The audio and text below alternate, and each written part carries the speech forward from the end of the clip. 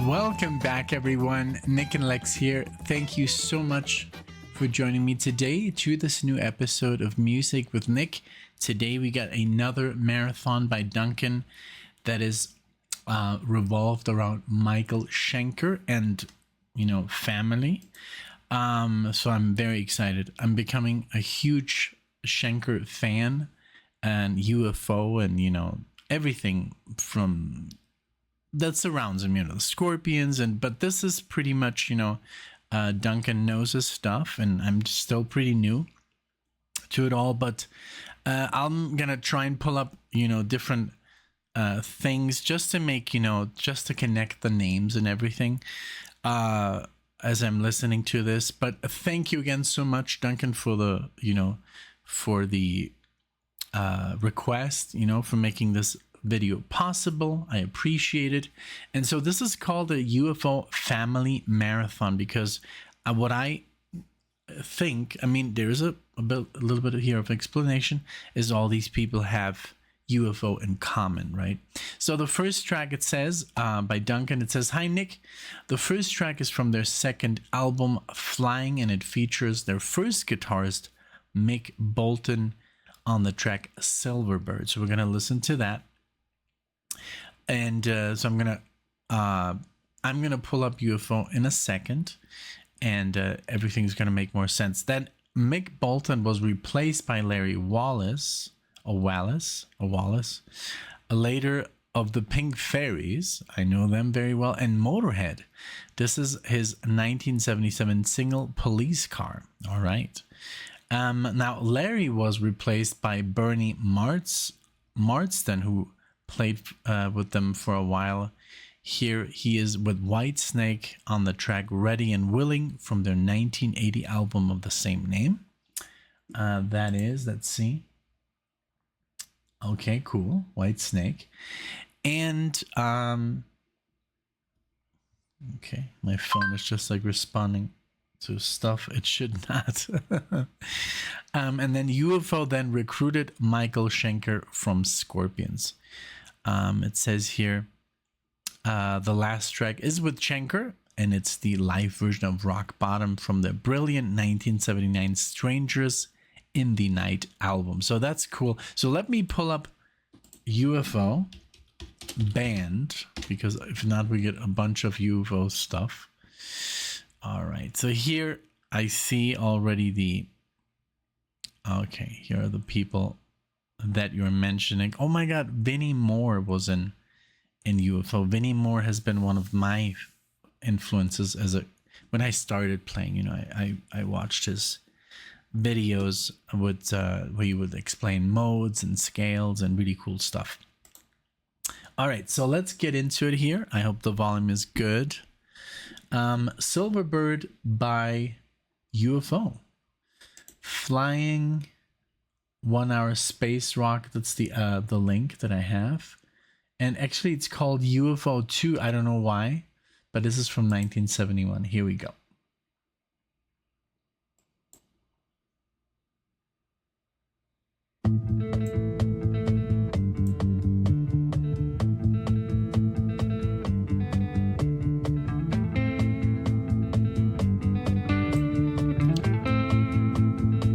Mick Bolton.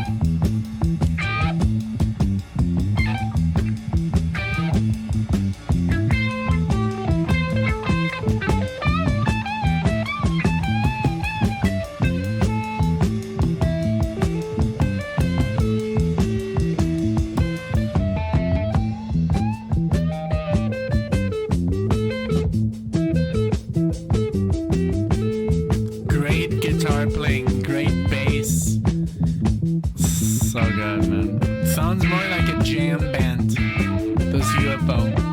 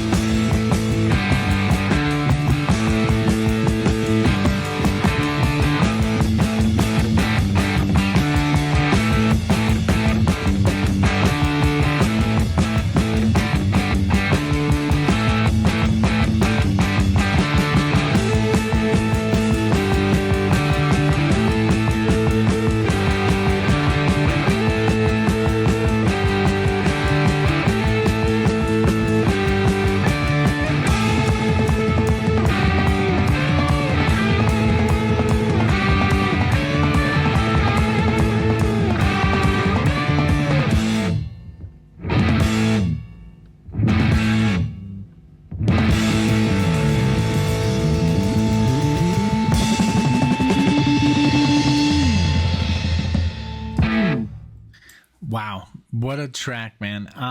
I do have to talk about Pete Way here, who has been pretty much the bass player throughout UFO's lifespan. It says here he was the co-founder and original bass player of rock band UFO from 1968 to 82, and then he briefly rejoined the band in 88 and 89 and came back full-time from 91 to 2008. He was also a founding member of Waystad and Fastway, and notably played with Michael Schenker Group and Ozzy Osbourne. And he unfortunately passed away in 2020 at age 70. But wow, what a bass player. Unfortunately, Mick Bolton is not even, like, you can't even click on him, so there's not as much information on him, but I loved his improv here. Really cool. You could hear the jam session, that they had going on, more than the typical, rock structure. It was more like, it felt more a jam. It was longer. Really, really cool. The bass, the drumming, everything was really, really good on here. The vocals, so Andy Parker on drums, Pete Way on bass, Phil Mogg on vocals, and Mick Bolton on the guitar. So that was pretty much, I guess, the genesis, the second album. So let's move it on. This is a good track, man. I'm going to listen to this right after the marathon. So this is Mick Bolton. Now, this is Larry Wallis, or Wallis. I think it's Wallis. Later of the Pink Fairies and Motorhead. This is his 1977 single, Police Car. So this was pretty much the guy that replaced Mick on the guitar, Larry. So here we go with Larry, and this is from the album that you sent me, the Stiff Singles, Volume 1. And it says here, well, the year is not accurate. So let's say 1977, Police Car is the song. Here we go.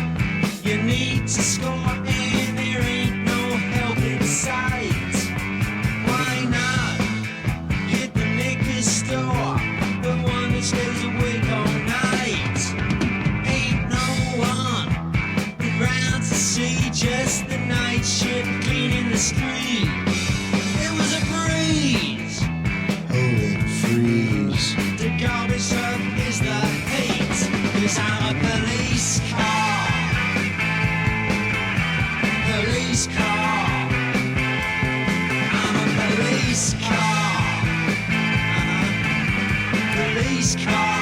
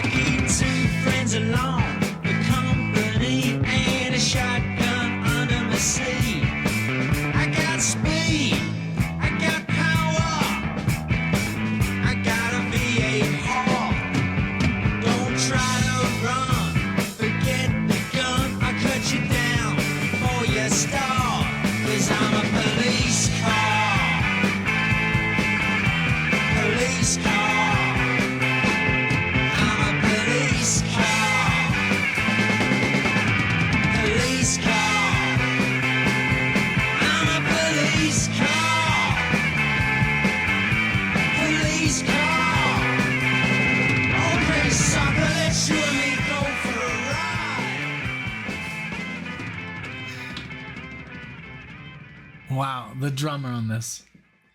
So here we have Larry Wallis. I think it's Wallis. And man, this man's career was also like, I mean, Shagrat. I don't know them. I guess that was the last band he was in. Oh wait, is this the first one he was in? Yes.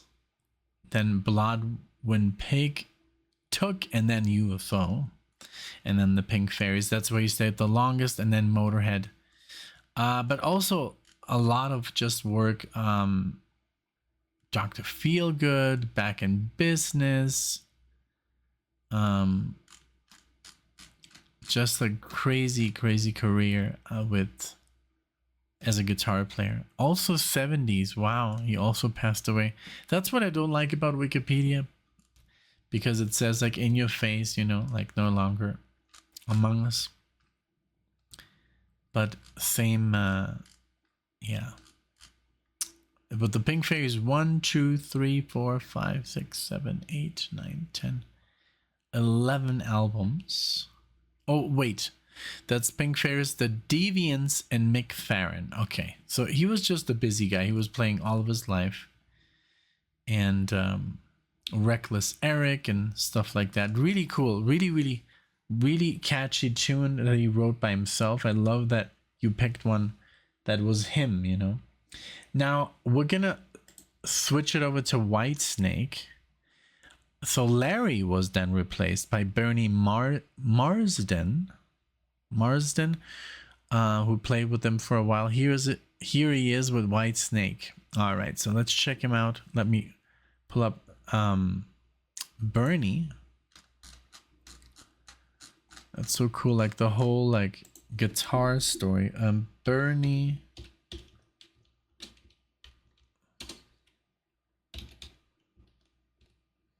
Bernie Madoff. No, we don't want the fraudster.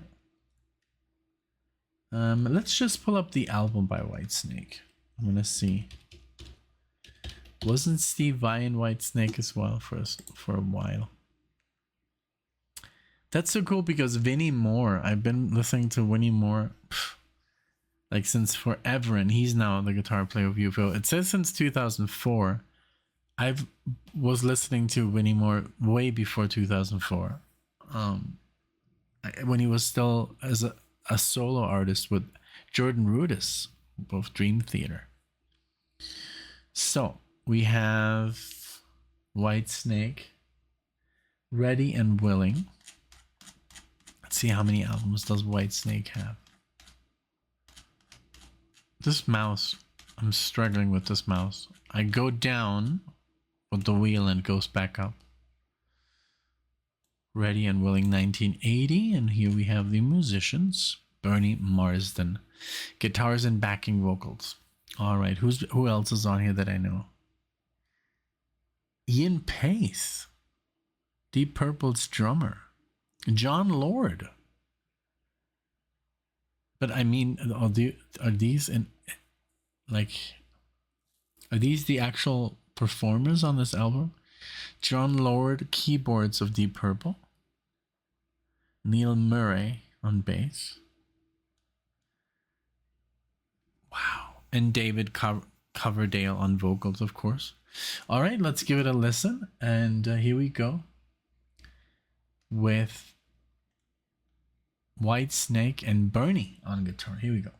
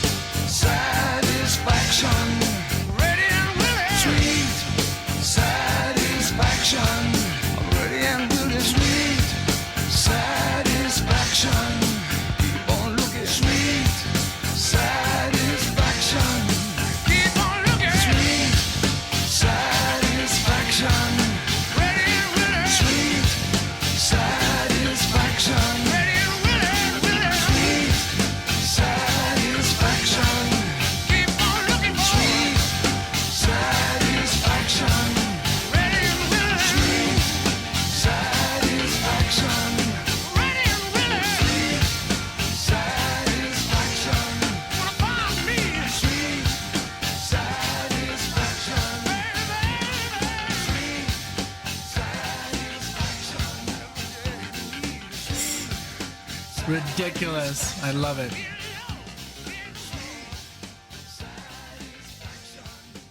So good. David Coverdale.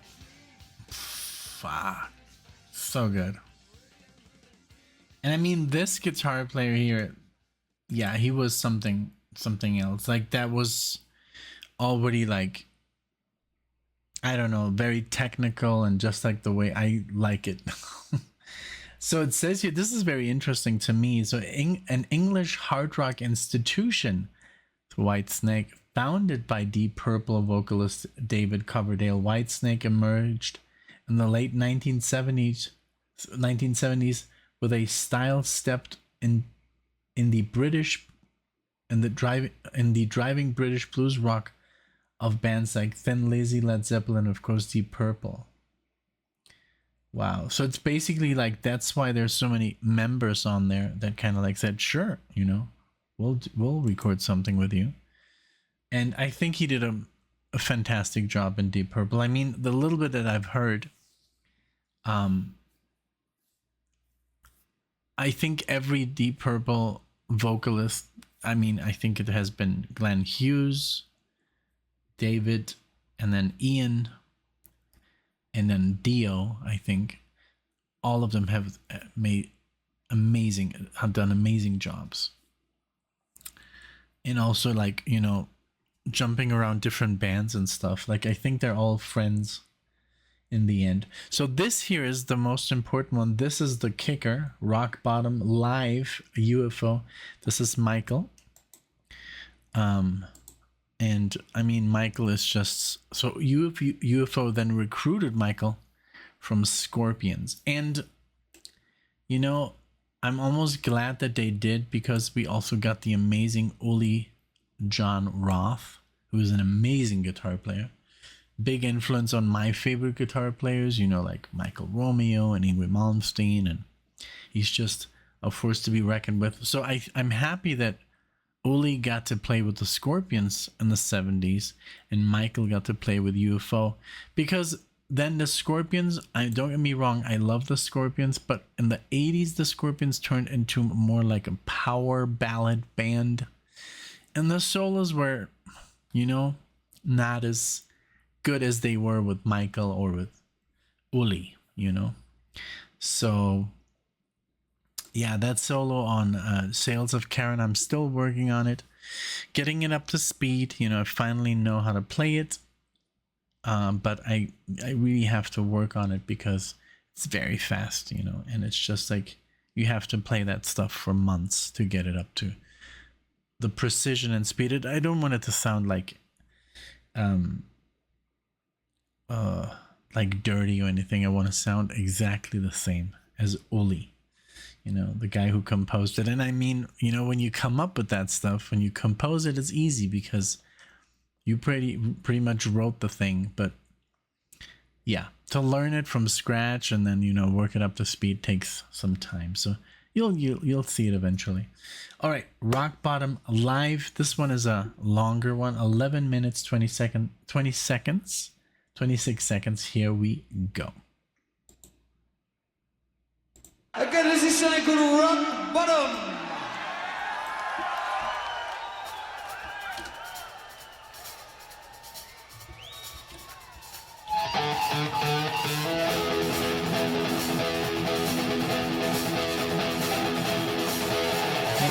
The cover is so good.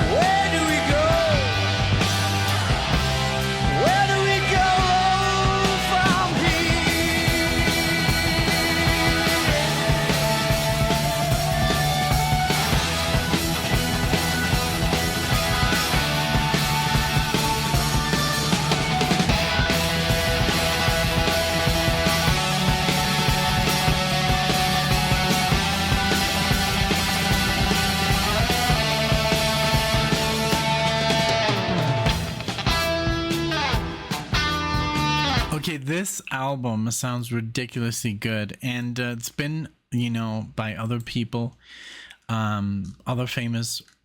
Like, there is actually a version of this album that has 8 discs, which is crazy. This was recorded in 2 nights in Chicago and in Louisville in 1978. But this is insane. The quality of this, recorded 13th and 18th October 78. Wow. And a lot of people say that this is like Slash, his stated it's his favorite live album. And I love that there's also some members on here that I mentioned. Let's see. Let's get past the disc 8. Wait. So on this album here, playing live, and it sounds a little like a studio recording. Phil again on vocals. Phil Moog. I think it's Moog. Or Mog. I think it's Mog, because it's 1 O. And then Michael Schenker lead guitar. Paul Raymond keyboard, rhythm guitar, backing vocals. Pete Way on the bass, and Andy Parker on drums. And yeah, this sounds fantastic. Just like, holy moly. So there's an 8-disc version, but I mean, I guess there's a couple of repeats from, depending on the nights, you know, like one are like 17th October, 18th October. So they recorded this whole thing the whole week. 16th October, 15 songs, 14 songs on the 15th, 12 songs on the 14th of October. So every night they recorded this thing over and over again. This is the deluxe edition from 2020 that you can buy.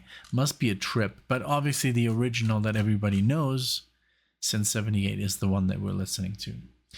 That's what I like about Spotify, because I'm sure they have this deluxe edition on here. But we would have to look for it. But well, let's just keep going. This is really, really good. I love it.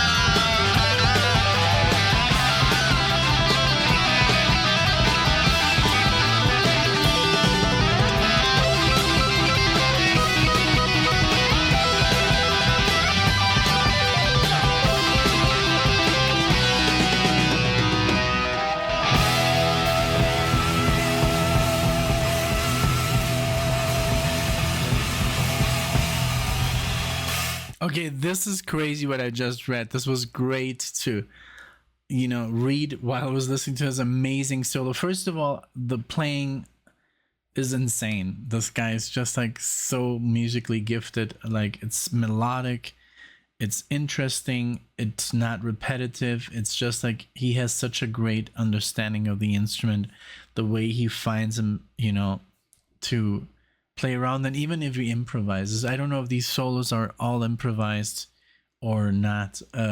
Doesn't really matter. It's what it matters is they sound amazing. But he was only like 22, 23 years old when he recorded this. So just the talent on this guy at this age was amazing. But I do see that he was already playing at 11 with the Scorpions. So yeah, he started very, very young. So that's obviously, if you start this young and there's nothing else to do, I mean, I don't know, in the 50s, I mean, there's no distractions like TV or internet or, all this bullshit that we have nowadays to distract us. So I'm sure the guy was just on his guitar, and what I saw here is like that it says, maybe let's just finish the song and let's get into it, but it's all like this, why he quit UFO, and it's basically after these concerts. On October 28th, 1978, he quit the band over a dispute of this song, which song to release on Strangers in the Night of Rock Bottom. That's why he left. That's according to here, but it says, "Don't believe everything you read," unquote, by Schenker. Let's see.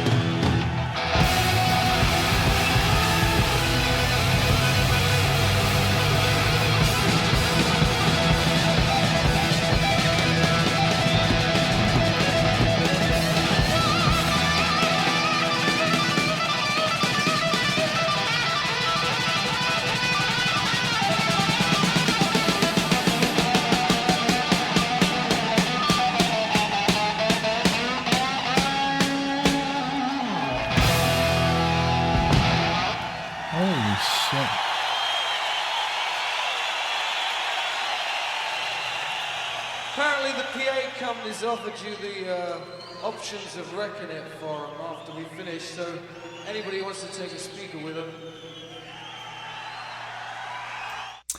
Wow, just ridiculous. This guy is honestly like on a different level. I mean, at this age, and there's all this crazy interesting stuff. So first of all, of course, it said here, Schenker quit UFO after their show in Palo Alto, California on October 29th, 78. So pretty much at the time of this recording, a couple of days after. But Phil claimed that he left UFO over a disagreement, but Schenker said, hey, don't believe anything you read, which is, I agree. But it's also said here, Schenker briefly is going to join the Scorpions, blah, blah, blah. And then it says, Schenker auditioned for Aerosmith. We just did a full album today, Alexia and I. Aerosmith, Toys in the Attic. It's going to be on Patreon. Aerosmith after Joe Perry left. But they made some sick jokes about Germany or something, and he stormed out of the room. So that was kind of like a deal that didn't go through Aerosmith. And then after death of Randy Rhoads, Ozzy Osbourne called to Schenker to replace Rhoads, as the German guitarist and his iconic Flying V were a huge influence on the latter. But Osbourne claims Schenker made too many outlandish demands, including a private jet. Oh, Lord. But he said, I was the only one to say no to Osbourne. That's pretty bold. Who would do that, right? But it said, if I would have joined Ozzy Osbourne, I would have screwed up my life. Well, you don't really know. And then he turned down joining Deep Purple, Thin Lizzy, Ian Hunter, and Motorhead. That's a lot of stuff to turn down. Yeah, I guess, I get it. When you have talent like that, you can pretty much say whatever you want to do. It's like Yngwie Malmsteen, going solo. And then Michael Schenker Group, the first vocalist was Gary Barden, who sang on the first 2 studio albums and was fired in favor of Graham Bonnet. Graham Bonnet. I love Graham Bonnet because he is the singer of Alcatraz, where, of course, young Yngwie Malmsteen got his, start. And also he sang for Rainbow. Crazy stuff. I didn't know that. Yeah. Bonnet's visual style, considered uncharacteristic of hard rock musician, has been described being a cross between Don Johnson and Miami Vice and James Dean. That's so accurate. It was super weird to see Alcatraz live because Yngwie Malmsteen with the long hair and black, and he was like in a suit. Yeah, maybe we can do part 2 with some Alcatraz, Vinnie Moore. There's so much Deep Purple. There's so much people that have to do with this. With Michael. He's really like a huge name. Says, look, in 2011, Schenker released a new album, Temple of Rock. I was supported with a tour of Europe, Japan, and the USA. In Europe, the lineup was Herman Rarebell. And it says, Rarebell also joined the band of the Japanese states, and Doggy White, formerly singing for Rainbow, and Yngwie Malmsteen. Well, if I see Yngwie Malmsteen, I'm going to mention it. He is just such a big influence on my guitar playing. And so I listened to his music for years, and it just got, unfortunately, gradually worse. I think the first 7 albums are amazing, especially the first 3. And then it just got, the 4th one was very commercial. Then the 5th one was very indie, independent. And then Fire and Ice was brilliant. 7 Sign is okay, but then after that it was just like less and less. And now he sings by himself, and he doesn't have a singer, and that's just like not a good idea. And he just plays little pieces of songs. I just wish I could see him like back in the day, playing full songs, not just little tidbits of his greatest hits. It's still a great show, and he's a showman. He does everything he used to do, Yngwie Malmsteen, but I just wish he was more band centered. It's more like a one-man show, and he just has like little like guest musicians, who do like the backing track. So yeah. But yeah, this was awesome. Thank you so much, Duncan. Wonderful marathon. Just amazing playing by everyone involved here. Michael is just, holy moly. Another reason to be proud to be German, of course. Sometimes it's the cars, but it's also the musicians. We have Bach, we have Beethoven. and among others, of course. But yeah, as a guitar player, wow, crazy stuff. Very, very cool. Thank you so much for getting me into him more and more, and I love it. Again, if you're new to the channel, thank you for watching. I appreciate it. If you like the video, please consider subscribing, liking, leaving a comment below. If you can thank Duncan, of course, for the marathon. Thank you so much. I'll see you all in the next one.